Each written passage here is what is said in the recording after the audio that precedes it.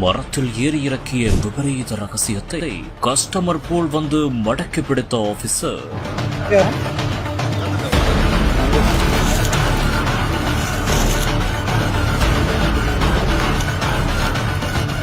நுகர்ந்து பார்க்க பார்க்க அதிர்ந்து போன அதிகாரி